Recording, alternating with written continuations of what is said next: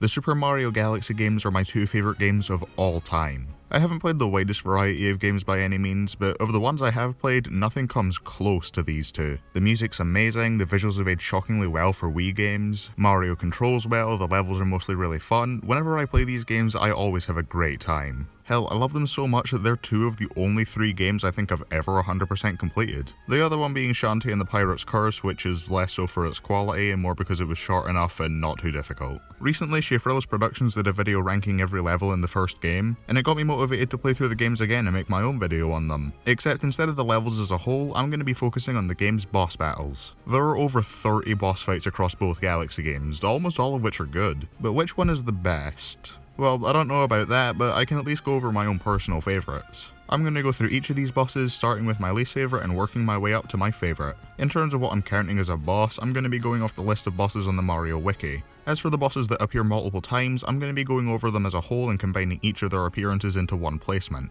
The exception to this is Bowser, whose battles are so drastically different that I'm going to give him 3 separate spots. One for the first game, one for the second game, and finally for the very end of the second game. I should also clarify that there are going to be bosses where I bring up them being too easy as reasons I don't like them as much. That's not because I'm expecting a Mario game to have a Dark Souls tier boss that takes me hours to get past. When I say too easy, I mean that I would have to actively stop myself from beating the boss in like 15 seconds with minimal effort. With that out of the way, let's start with the lowest point for these boss fights. Also, much like with the Wii Party video, I don't have a capture card, so all my sources for footage will be linked in the description.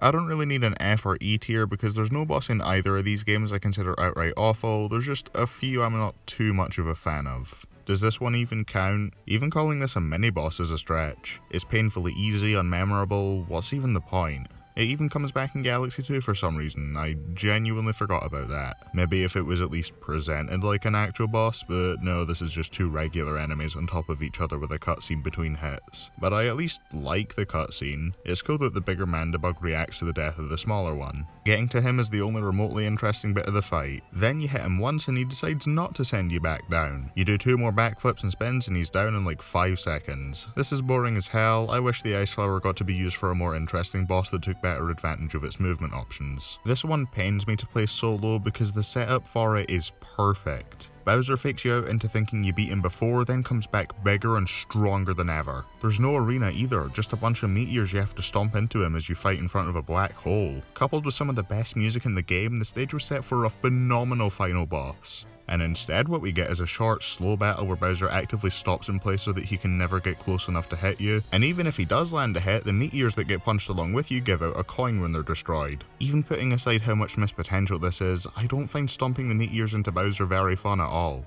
Everything leading up to this was amazing, but the battle itself didn't deliver. Even if it isn't outright my least favourite boss, I at least didn't expect anything from the 2 ranked lower. I was told the fight in Galaxy 2 with the Cloudflower made this big bug more fun to fight than with the Bee Mushroom, but I can't say I agree with that. I found him about equally lame both times I fought him. The water in the arena to limit your movement with the power-ups is cool, I like that he actively flips on his side to make things less easy in his final phase. Other than that, I don't care for this thing's design and I don't find fighting it very fun.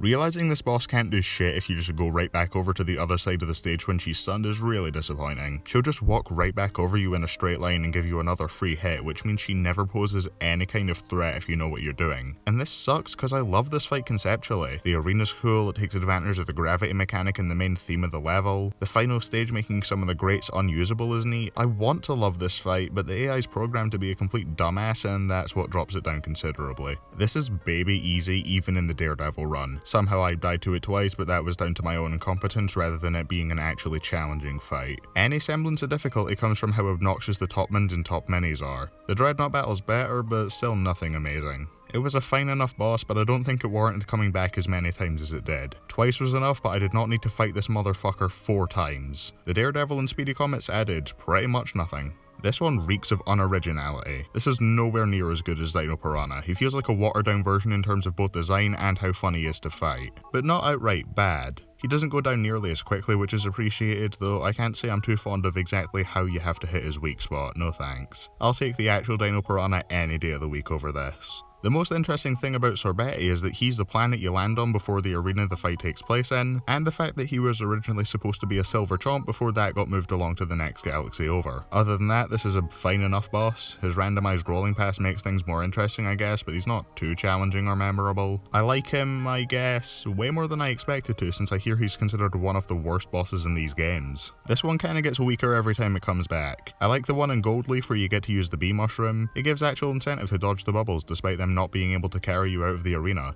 I actually didn't even notice the switch you have to ground pound to make the path until after I beat the boss, whoops. The second one in Toy Time with the spring mushroom is notably worse because it's the spring mushroom. At least you can actually fall off the side with this one though. And then the final one in Deep Dark has it shrunk drastically and no power-ups to make it interesting, and you get it out of the way at the start of the level instead of beating it at the end for a star. It's never terrible, but never amazing either. It gradually goes from solid to just okay. I'm not too big on sling pods in general since pointer controls aren't exactly my cup of tea, but I enjoyed this boss well enough. This being the only boss to be fought in this kind of gravity helps it stand out more than it would otherwise. I appreciate that you can stun the big spider for longer by going for the spots on the side or the face, or you can just go straight for the one on the back to flip it and try and get a quick and easy kill. Much like many of the game's other levels, there are several paths you can choose and it all comes down to which one you want to do. You can even launch the green toad to land an extra hit if you want, that's pretty funny. The fight is fairly easy for the most part, but the acid spray can actually cause some trouble if you don't time your jumps right over the rocks. I still like Tarantox, even if it's far from the most memorable boss in the Mario Galaxy lineup. I don't think the fire adds to this one as much as it does with Fiery Dino Piranha, since the openings to attack Gobblegut are still the same this time around. The restrictions to your movements make things more difficult, which I appreciate, but this still isn't anything that stands out to me. I don't even know why they bothered with the Fiery Gobblegut. The reason it worked for Fiery Dino Piranha was it being the last regular star of the last non-Bowser galaxy, giving you a harder version of the first boss from the first mission of the first galaxy. This one's a hidden star that can be done at any point in a galaxy that isn't even considered the last one before Bowser. Rightfully so, because the last galaxy is amazing. Way better than fight some enemies on boring small spheres and call it a day. I'm realizing I'm turning talking about Fiery Gobblegut into shitting on Battle Belt Galaxy as a whole. I still like him at least, he's just not anything special and his gimmick doesn't work well enough to make me like him more than the fight he's repeating. A pretty good starting boss in the first game and a nice warm up for boss splits in the second. It's a good way to introduce new players to how boss battles work with the smaller arena and the exploitation of weak spots. I also like how it takes 4 hits instead of 3 to catch you off guard at the end. I don't think this would have worked in any other context besides being the first boss though, because it's one of the easiest in the game. When I did the speedy comment for this one, I cleared the boss in 9 seconds excluding cutscenes. And I'm not that good at the game by any means. I'm not expecting it to take ages or anything, and the lack of difficulty doesn't bother me at all because it's the first boss. It's a fun fight, I just wish it lasted a bit longer. I like King Kaliente as an early game boss. He's super easy, but still fun to fight.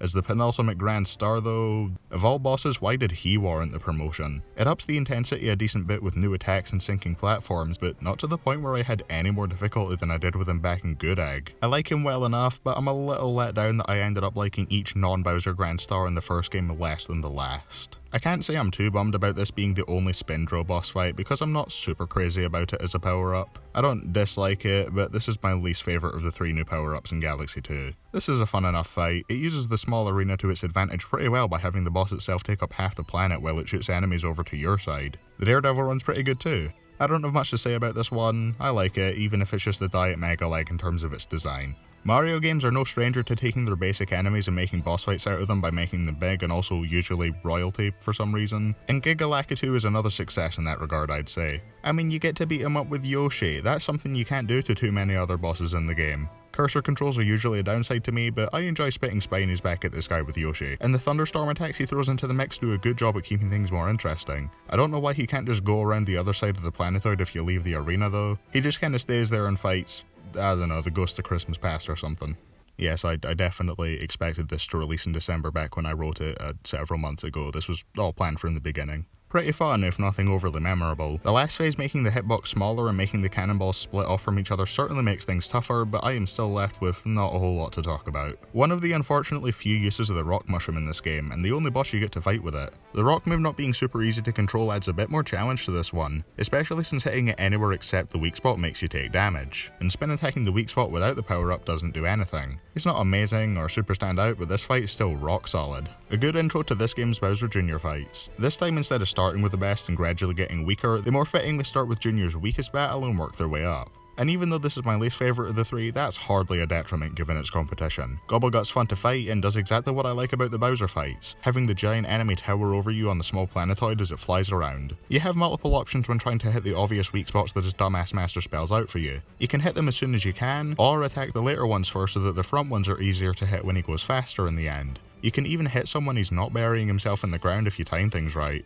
I'm not too keen on fighting the exact same boss with an unnecessary time limit though, that's lazy as hell. The first two battles are kinda samey but solid enough. That final battle though, it's incredible. It introduces new phases, including a sneak peek at the rock mushroom for Galaxy 2. The final phase feels way more intense than the first two battles despite being functionally the same thing, and the second phase is kinda lame honestly, which is what holds it back. It's the one point where you don't even need to wait for Bowser to attack so you can counter him. Just bop him with a plant and he's helpless. The fight in Space Junk is okay enough, the repeat in Deep Dark manages to make things more interesting with the change in arena towards the end, and then the Daredevil run is one of my favourites. Even though I beat her in one try, it was still a challenging mission that I loved every second of. She's the only boss I can think of in both of these games that gets this much better between each of her 3 appearances, all of which feel earned unlike Spinning Time Robot. This all averages out to a boss I like quite a bit. Great stuff.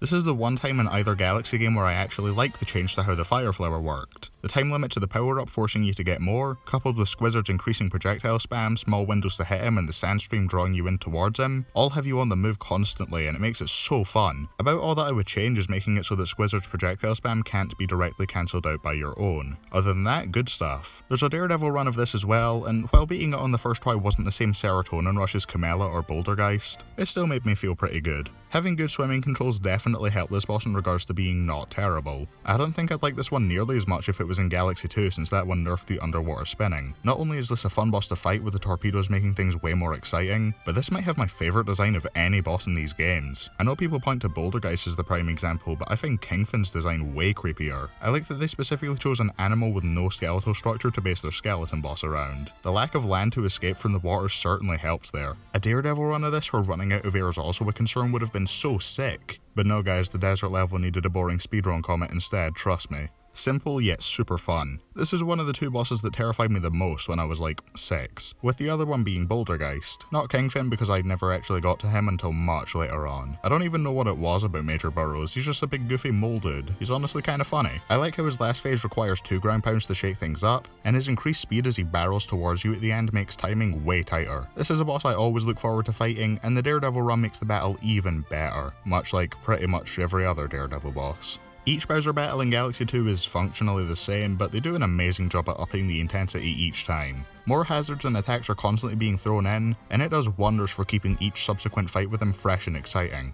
I'm not super into the meteor stomping as a mechanic, but even then this boss is so fun that I don't mind. The music is great, the giant enemy flying around the small planetoid gimmick is done even better here than with Gobblegut, and the timing for some of the meteor stomps can be pretty tight, and given that I suck at aiming them, it makes for a decent challenge. I only wish that what followed the final one of these battles was any good, but oh well. Now this is what King Kaliente's second appearance should have been more like. An actual moving target that can limit your own movement by burning the ground, and the coconuts aren't nearly as easy to hit. The skating mechanics in this game being fun certainly helps a lot. Part of me wishes we got a Daredevil run of this, but I guess we don't need one for every boss battle. The Rainbow Romp in its place was fun enough anyway. I'm a little sad that Megaleg had to come so early in the game, it leads to the mission being understandably pretty short. I wish it could have been something like the Mecha Bowser later in the game where you travel all over its body and dismantle it piece by piece. That could have had it rank even higher, but what we got was still amazing. This is a fan favourite, and I don't think I need to do much convincing for why it ranked so high. The Shadow of the Colossus like travelling up the body of the boss and destroying it at the weak spot is so much fun.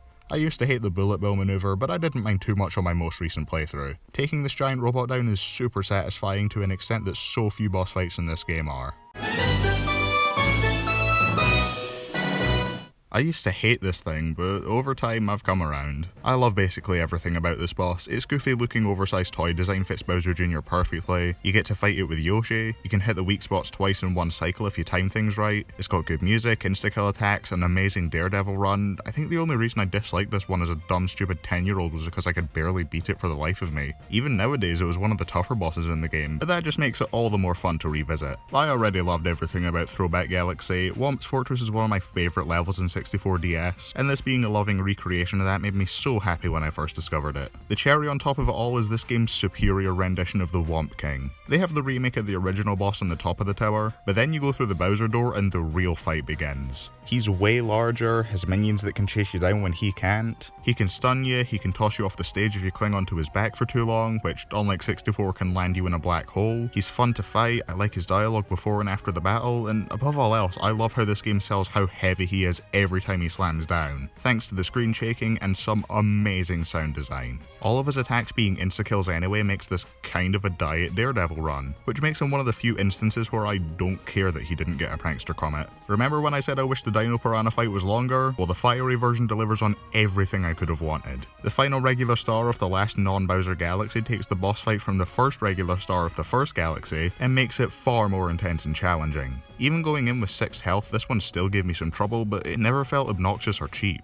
It's a fair, challenging battle that I wish could have had a Daredevil run. I would have happily sacrificed one of the speedy comets, preferably the Dusty Dune one, to give a second one to Melty Molten. By a landslide, the highlight of the first game's boss fights for me, with a creative design, plenty of varied attacks including an instant kill, a second phase that makes hitting him harder, and the fact that you've got to hit him at least twice as many times as most other boss fights. What's not to love about Bouldergeist? The regular run's already fun and challenging, but when you throw a Daredevil comet into the mix, it amps everything up to 11. On my most recent playthrough, I beat said Daredevil run in one try, which I had never done before, and it was the biggest dopamine rush the game gave me. That's probably my favourite mission in the first game in all honesty. I shortly failed my first go at the triple jump in Luigi on the roof right after, but ignore that, just let me have this. Everything about this boss is perfect. It escalates perfectly, growing in the second phase and becoming mobile in the third. There are constantly more hazards being added, and each one adds to the intensity of the battle. The vacuum to pull the clouds in, the fire bars and electric blast to stop you from getting too comfortable at any point in the air, the mobility in the last phase to stop you from being able to camp it out, the electric field over the glass part at the top to try and time out the lifespan of your cloud platforms. Everything this machine does makes the fight way more fun as it goes along. On top of that, it uses the arena in a creative way which makes use of my favourite power-up in the game. The music is amazing, and this is the only Bowser Jr. fight in the game where he doesn't build himself an obvious exploitable weak spot or point it out to you. Having the glass cockpit at the top for him to be able to see out of makes enough sense. And yeah, there's a Daredevil run that makes it even better. The Daredevil comet even shakes things up by giving you the entire rest of the level to do beforehand, and even has a different middle segment than the regular mission. The level itself didn't influence the rankings in any way, but it didn't need to. This is my favourite boss in either Galaxy game, and it's not even a contest. It's one of the highlights of Galaxy 2, and I have a blast every time I go back to fight it again. And that's my ranking of every single boss in either of these games. Leave your own favourites in the comments as well, I guess. Obviously not everyone's going to agree with all of these placements, but maybe someone in the comments can convince me that I'm just wrong and that Peewee Piranha is actually the best boss in the entire Mario franchise. Go watch the Wii Party ranking video as well. I got nothing else for this outro. Bye.